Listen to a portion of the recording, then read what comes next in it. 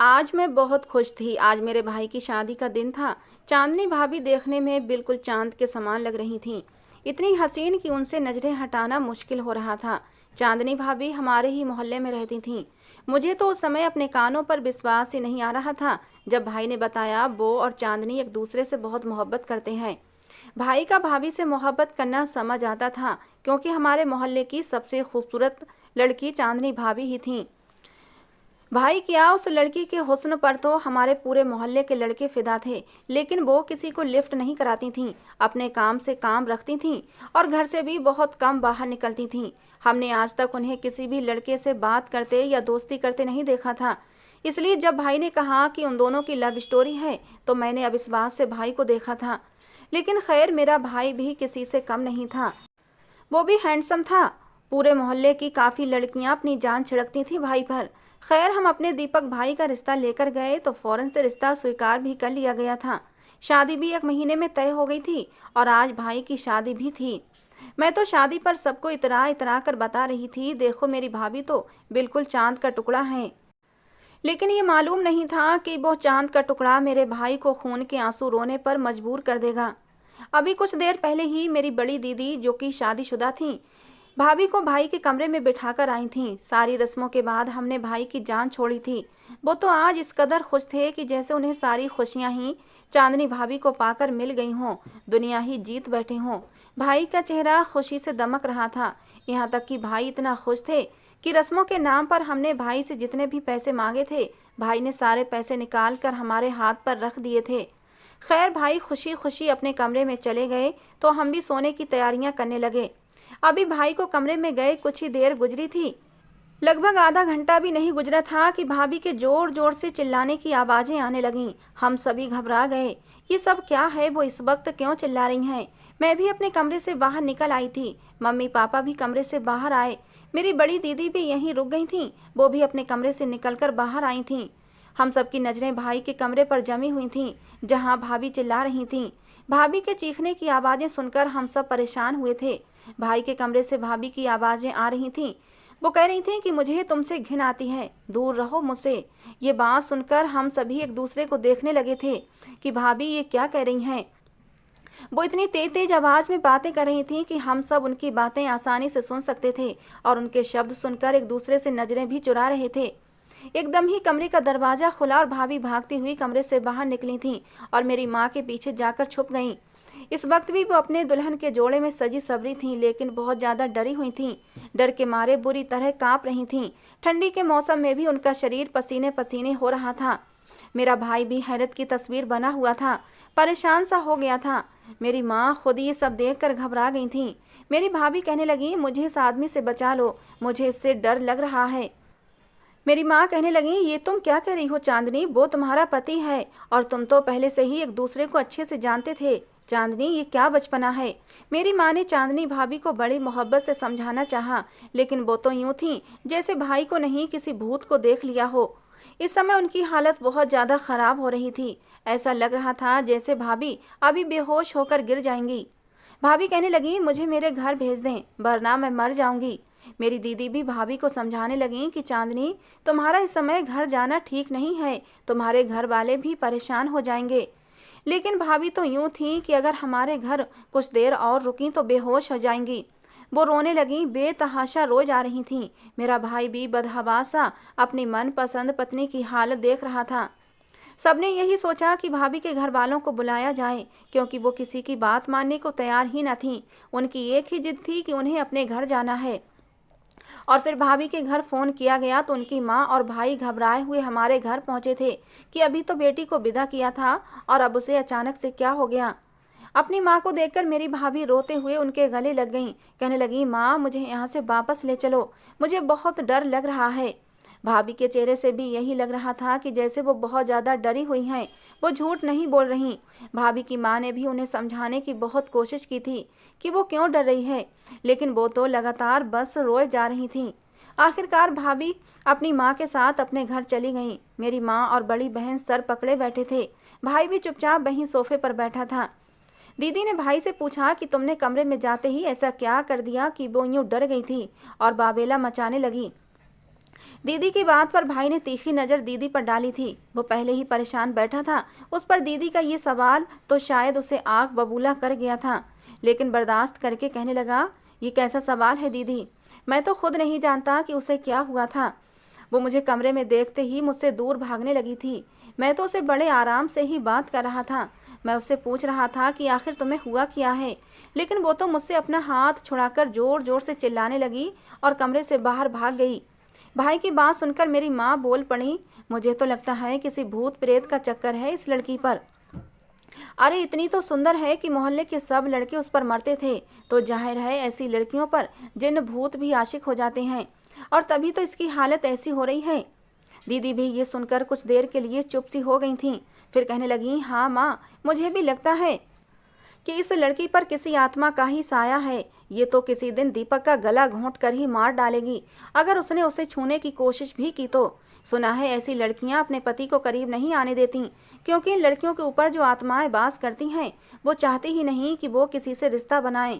ये बात सुनकर तो मेरा दिल और भी जोर से धड़का था, क्योंकि ऐसे किस्से कहानियां तो मैंने भी सुन रखे थे कि जिन खूबसूरत लड़कियों पर आत्माएं वास करती हैं वो उन्हें उनके पति के पास फटकने भी नहीं देती, अपने कब्जे में करके रखती हैं। मेरी माँ फिर गुस्से से बोली कि उसकी माँ ने तो अपने गले की बला उतार कर हमारे गले डाल दी है। अगर उनकी बेटी के साथ ऐसी कोई समस्या थी तो शादी से पहले इस बात का इलाज करवाना चाहिए था। अरे मेरा इकलौता बेटा है, कहीं वो आत्मा मेरे बेटे की जान ही न ले ले। माँ ऐसा कुछ नहीं है, आप लोग ऐसे ही बेकार में डर रहे हो, भाई ने तसल्ली देना चाहिए। तुम्हें क्या खबर कि ऐसा कुछ नहीं है, उसकी हालत नहीं देखी तुमने? क्या एक नॉर्मल लड़की अपनी शादी की पहली रात ही तमाशा लगाती है, जैसा तमाशा चांदनी ने लगाया था? दीदी कहने लगी। दीदी ने फिर माँ से कहा कि मैं तो कहती हूँ मेरे घर के पास एक बहुत ही पहुँचे हुए बाबा रहते हैं, उन्हें दिखा दो चांदनी को, वो 2 दिन में ही चांदनी के ऊपर का भूत उतार देंगे। खैर बहस काफ़ी देर तक चलती रही थी और तय हुए हुआ था कि भाभी पर किसी आत्मा का ही साया है जिसका इलाज करवाया जाएगा। अगले दिन जब भाई भाभी को उसके मायके से घर लेकर आए तो वो बिल्कुल ठीक थीं। एक बहुत ही अच्छी ब्लैक सितारों वाली फैंसी साड़ी पहनकर तैयार थीं, सबसे नॉर्मली बातें भी कर रही थीं। भाई के चेहरे पर भी मुस्कुराहट सी सज गई थी। मेरी दीदी के साथ भाई भाभी को उस बाबा के पास भी ले गए। जब भाभी वापस आई तो भाभी ने अपने बाजू पर एक धागा भी पहन रखा था। दीदी कहने लगी, इस धागे से भाभी के ऊपर जितनी भी शैतानी आत्माएं हैं भाभी उनसे सुरक्षित रहेंगी। पूरा दिन भाभी सबके साथ बैठी हंसती मुस्कुराती रहीं। लगी नहीं रहा था कि ये वही है जो एक रात पहले इतनी बुरी तरह चीख चिल्ला रही थी। रात को दीदी अपने कमरे में सोने के लिए चली गई तो हम लोग भी रिलैक्स होकर अपने अपने कमरों में चले गए थे। हम लोगों के दिलों को सुकून था कि अब भाभी बिल्कुल ठीक हैं, क्योंकि वो बाबा बहुत ही पहुंचे हुए थे और उन्होंने भाभी के हाथ पर एक बहुत ही असरदार धागा बांध दिया था। लेकिन रात को फिर से भाभी के चीखने की आवाज़ें आने लगी थीं। वही शोर और वही चीखों पुकार सुनकर हम लोग फिर से अपने अपने कमरों से बाहर निकल आए थे और थोड़ी ही देर बाद भाभी भी चीखती चिल्लाती हुई अपने कमरे से बाहर आई थीं और फिर से वही बात कि मुझे अपनी माँ के पास जाना है, मुझे अपने घर जाना है, मुझे यहाँ नहीं रुकना, मुझे अपने घर ही जाना है। और भाभी एक बार फिर अपने मायके चली गईं। 1-2 दिन तक भाई ने तमाशा ही लगा दिया था। वो रोज़ रात को चीखती और सुबह होते ही अपने मायके भी चली जाती। पूरा दिन भाभी की तबीयत ठीक होती थी, लेकिन रात को ही भाभी जोर जोर से चिल्लाने लगती थीं और अपनी माँ के घर भी चली जाती। मेरे भाई ने न जाने कितने बाबाओं को भी दिखा दिया था, लेकिन कोई फ़ायदा नहीं हुआ था।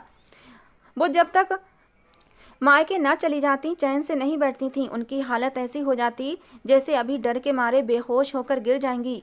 उन्हें देखकर ये भी नहीं कह सकते थे कि वो नाटक कर रही हैं। मेरी दीदी एक बार मेरी माँ से कहने लगी, माँ मुझे तो लगता है आपकी बहू ये सब कुछ जानबूझकर ड्रामा कर रही है ताकि अलग घर में रहने लगे। हम ये समझते रहें कि इस पर किसी आत्मा का साया है और उससे डरने लगें और उसे अलग घर लेकर दे दें। दीदी की बात सुनकर मुझे भी यही लगा, शायद भाभी इसीलिए ड्रामा करती हैं कि वो हम सबसे छुटकारा चाहती हैं। मेरा भाई इकलौता था और हम 3 बहनें थे। मेरी एक ही बहन की शादी हुई थी। अभी तक हम 2 बहनें थे और घर में मम्मी पापा थे। शायद भाभी सोचती होंगी कि वो अपने अलग घर में अपने पति के साथ रहेंगी और सास ससुर और ननदों की झंझट से बची रहेंगी। एक बार भाई अपने काम से जल्दी वापस आ गए और भाभी किचन में काम कर रही थीं। जब वो सीधा किचन में गए और भाभी से कहने लगे, जरा कमरे में आओ। ये कहकर भाई अपने कमरे में चले गए, लेकिन ये सब सुनते ही भाभी का रंग एकदम सफ़ेद पड़ गया था, जैसे भाई उनके लिए कोई गैर मर्द हैं और पता नहीं कमरे में ले जाकर उनके साथ क्या करेंगे। भाभी बुरी तरह घबरा रही थीं। मैं भी उस समय किचन में ही थी। भाभी की हालत देखकर मैं हैरान हुई थी। उनके माथे से पसीना चमकने लगा था, हाथ पैर भी कांपने लगे थे। उन्होंने भाई की बात को नज़रअंदाज किया और सिंक में रखे बर्तन धोने लगीं। मैंने भाभी से कहा, भाभी आप रहने दें, बर्तन मैं धो लूँगी, आप भाई की बात सुन लें, आखिर भाई ने आपको कमरे में क्यों बुलाया है। लेकिन भाभी कहने लगी, नहीं नहीं, मुझे अभी किचन में बहुत काम है।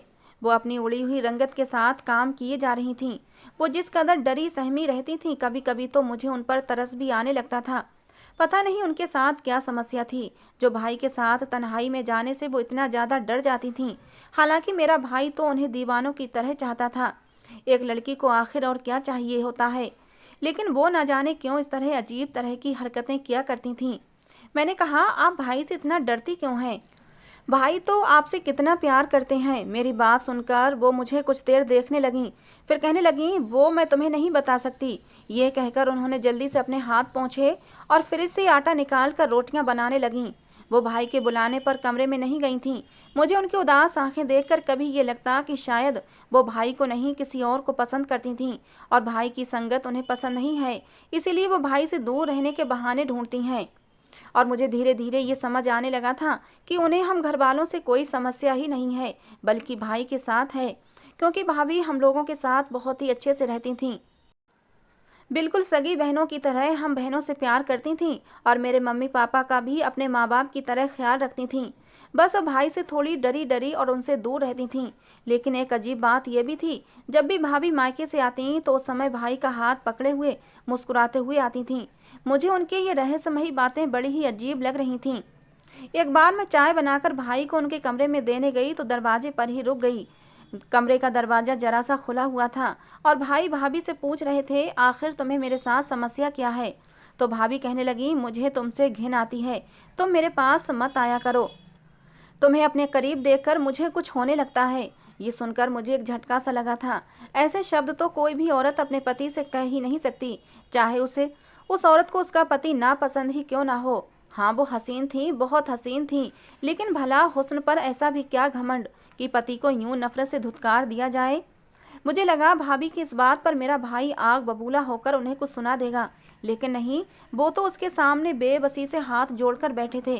कहने लगे, बस कर दो चांदनी, मेरी सजा को कम करो, क्यों मुझे इस तरह आजमा रही हो। मैं तो सिर्फ तुमसे मोहब्बत करता हूँ और तुमने तो मेरी जिंदगी नर्क बनाकर रख दी है। मेरी छोटी सी गलती की मुझे इतनी बड़ी सजा मत दो। मैं सब कुछ भूलकर तुम्हारे साथ एक नई जिंदगी की शुरुआत करना चाहता हूँ। हमारी शादी को 15 दिन गुजर गए हैं, लेकिन तुमने मुझे अपने करीब नहीं आने दिया है। मैं तुम्हें क्या कहता हूँ जो तुम मुझे खुद को छूने भी नहीं देती हो। आखिर मेरा कसूर क्या है, क्यों मेरे जज्बात को इस तरह से आजमा रही हो। मेरे भाई के कहने के अंदाज में नमी घुली हुई थी, उनकी आंखों में भी आंसू चमक रहे थे। शायद भाई के बर्दाश्त की ये आखिरी हद थी, लेकिन मेरी भाभी बिना कोई जवाब दिए खामोश बैठी हुई थीं, जैसे उन पर भाई की बातों का कोई असर ही ना हो। भाभी के चेहरे पर जो मेरी आंखों ने देखा, मैं दंग रह गई थी। मेरा भाई बेड से उतरकर मेरी भाभी के सामने घुटनों के बल बैठ गया और अपने हाथ जोड़कर फूट फूट कर रोने लगा, लेकिन भाभी पर अब भी कोई असर नहीं हुआ था। वो यूं ही बेहरकत भाई के सामने बैठी रहीं, एक शब्द भी नहीं बोली। पहली बार मैं ये सोचने पर मजबूर हुई थी, ये कैसी मोहब्बत है कि मेरे भाई उनके सामने बैठे रो रहे हैं और उनके पत्थर शरीर पर कोई असर ही नहीं है। मैं वहीं से पलट आई थी। मैंने पहली बार अपने भाई को किसी के सामने यूं बिलख बिलख कर रोते देखा था। अगर मेरी भाभी को मेरे भाई से मोहब्बत नहीं थी, लेकिन तब भी शादी के बाद मर्द की मोहब्बत देखकर औरत पिघल ही जाती है। और मेरा भाई भी लाखों में एक था, बुरा नहीं था। ये कैसी सख्त दिल लड़की थी। रात को वो बड़ी खामोशी से मायके चली जाती और सुबह होते ही घर आ जाती। इस बार मेरे भाई ने भी उन्हें नहीं रोका था। सुबह को भाई के काम पर जाने के बाद भाभी वापस आई और घर के कामों में बिजी हो गईं। मुझे पहली बार वो बुरी लग रही थी, उनसे नफरत महसूस हो रही थी। ऐसा भी अपने हुस्न पर क्या घमंड कि सामने वाले को बिल्कुल ही बेइज्जत करके रख दिया जाए। मैंने भाभी से कह दिया कि आपको मेरे भाई से इतनी घिन क्यों आती है, क्या उनसे मोहब्बत करते हुए घिन नहीं आई थी। ना तो वो कोई काले कलूटे हैं और ना ही जाहिल गवार हैं, अच्छे भले हैंडसम पढ़े लिखे हाय मेरे भाई, फिर आप उनसे इतनी घिनाती क्यों हैं?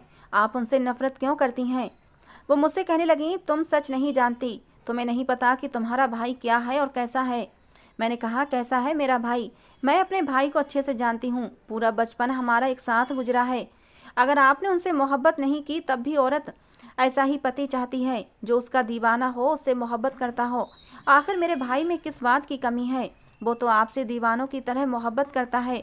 मेरे गुस्से भरे शब्दों और मेरी इस तरह की बातें सुनकर वो तीखी सी मुस्कुराहट अपने चेहरे पर सजाकर कहने लगी, किसी दिन अपने भाई के कमरे में मेरी जगह बैठकर देख लेना, तुम्हें सारी सच्चाई पता चल जाएगी कि मैं किस तकलीफ से गुजरती हूँ।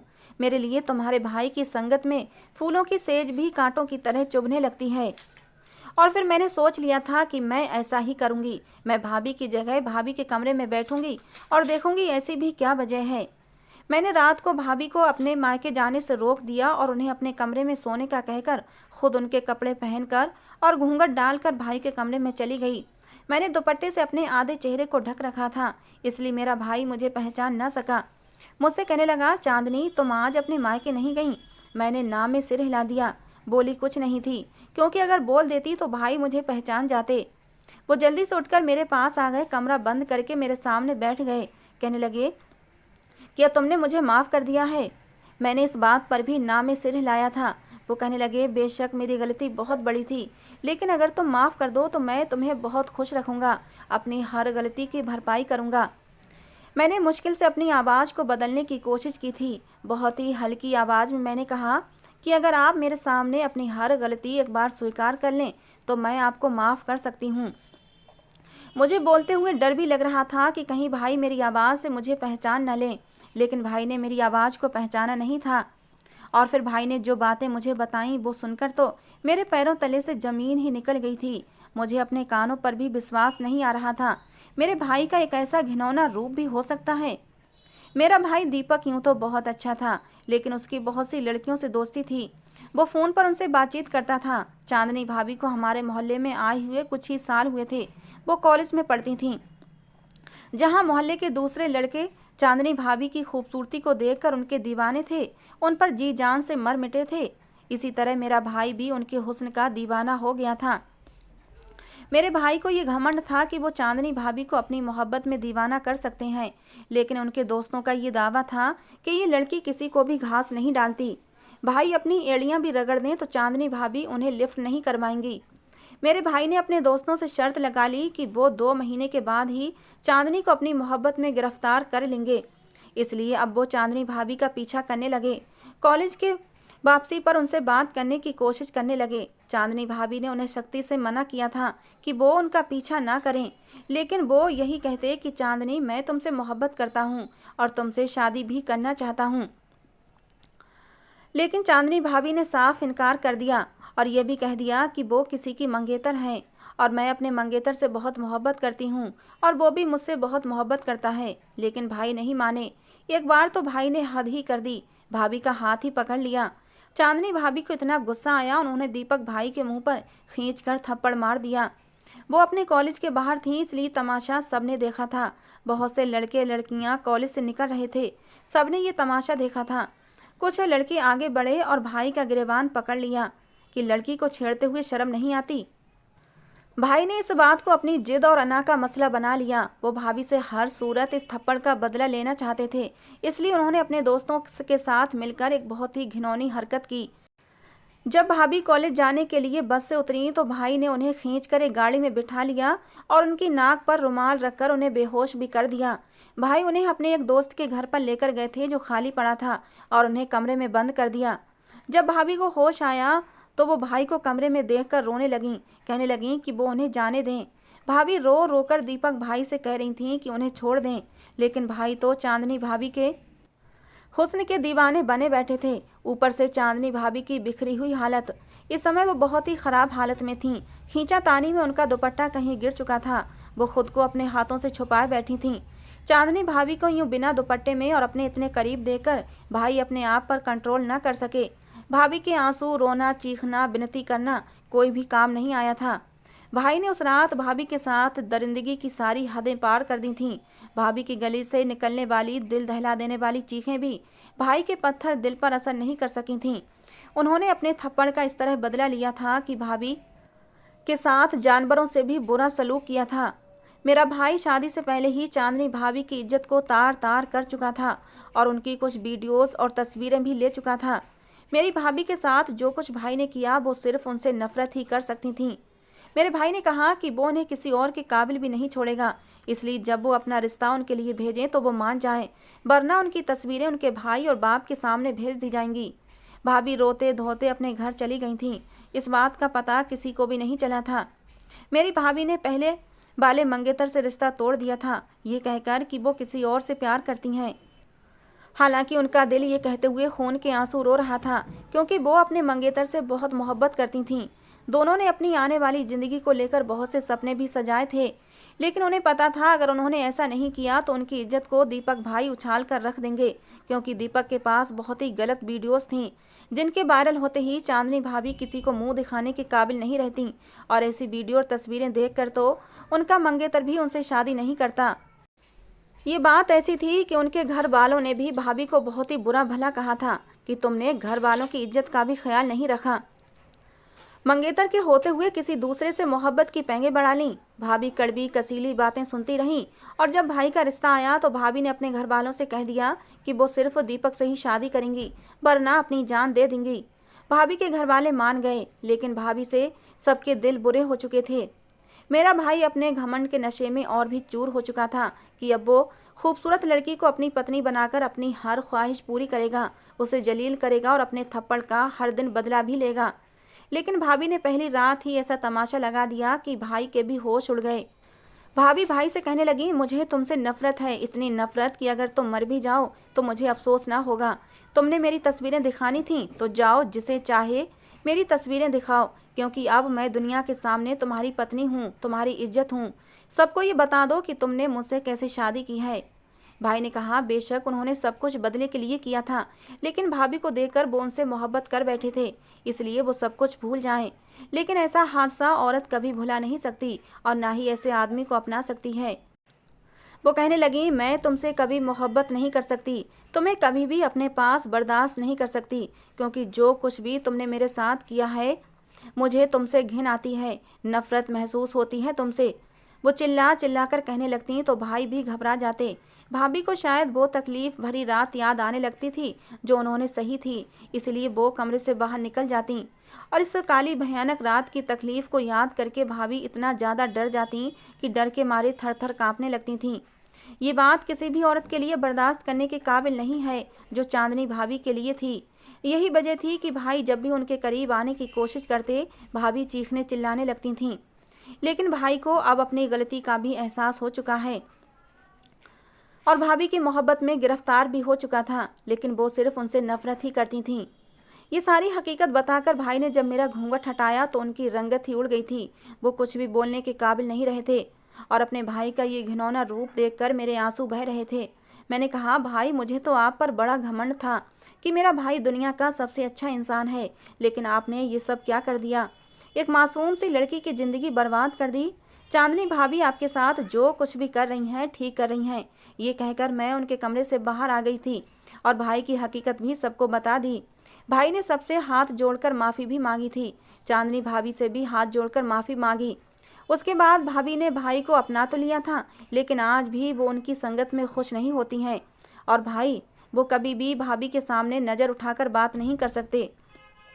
ये उनके पाप का असर है जो मेरे भाई ने करने से पहले नहीं सोचा था कि इसका अंजाम क्या होगा, और अब एक ऐसी तकलीफ भरी ज़िंदगी जी रहे हैं जिसमें पत्नी रोज़ उनसे अपनी नफ़रत का इजहार करती है। क्या चांदनी को दीपक को माफ़ कर देना चाहिए? दोस्तों अपनी राय कमेंट बॉक्स में ज़रूर देना। आज की हमारी कहानी कैसी लगी ज़रूर बताना। पसंद आई हो तो प्लीज़ लाइक करना। रोज़ एक नई कहानी सुनने के लिए हमारे चैनल को भी सब्सक्राइब करना। मिलते हैं दोस्तों अगली किसी नई कहानी में।